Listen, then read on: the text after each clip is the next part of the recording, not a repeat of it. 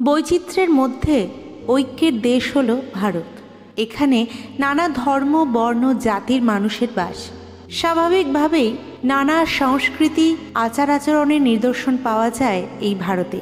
এই সকলের মধ্যে অন্যতম হলো হিন্দু শাস্ত্র, যেখানে ব্যক্তির খাদ্যাভ্যাস, জীবনধারণ, পোশাক ইত্যাদির সঙ্গে ব্যক্তির মন ও মস্তিষ্কের যোগাযোগের ব্যাখ্যা রয়েছে।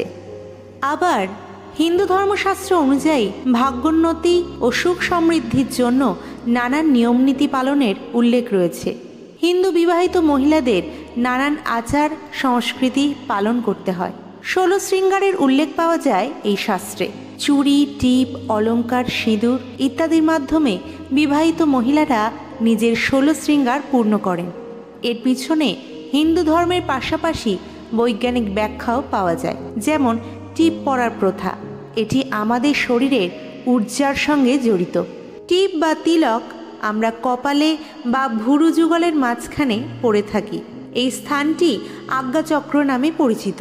এমন একটি প্রথা হলো পায়ের আঙুলে আংটি পরার। অধিকাংশ ক্ষেত্রে বিবাহিত মহিলারা পায়ের আঙুলে আংটি পরে থাকেন। সারা ভারতে এটি নানা নামে পরিচিত।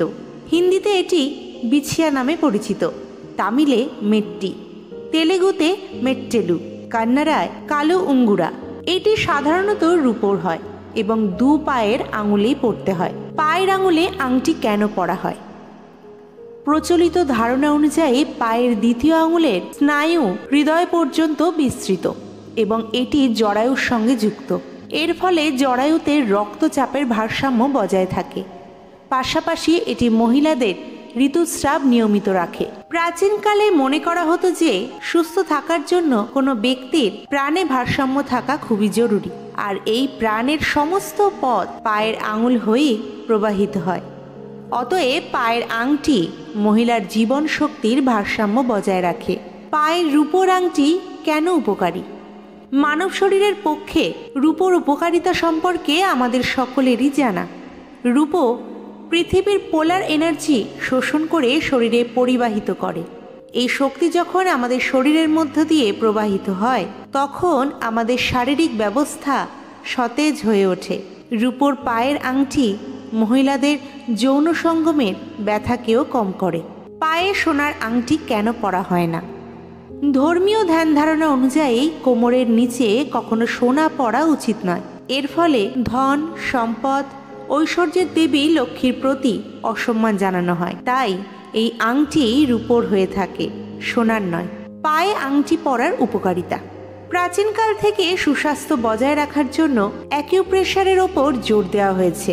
পায়ে আংটি পরার ফলে মহিলাদের ঋতুস্রাব সংক্রান্ত সমস্যার সমাধান করা যায়। অবসাদ ও চাপমুক্ত জীবনযাপনের জন্য কিছু মহিলার মেনস্ট্রুয়াল সাইকেল অনিয়মিত হয়ে পড়ে। পায়ে আংটি পরলে এটি দ্বিতীয় আঙুলের উপর প্রয়োজনীয় চাপ সৃষ্টি করে, যার সাহায্য নিয়মিত মেনস্ট্রুয়াল সাইকেল বজায় রাখা যায়। ঋতুস্রাব নিয়মিত থাকলে গর্ভধারণেরও সুবিধা হয়। আমাদের প্রত্যেকের শরীরে নির্দিষ্ট পরিমাণের ইলেকট্রোনেগেটিভিটি থাকে। পায়ের উপর আংটি পরলে প্রাকৃতিকভাবেই মানব শরীরের মেরুকরণ হয়। এটি মহিলাদের প্রজনন ব্যবস্থার ক্ষেত্রেও বিশেষ উপকারী।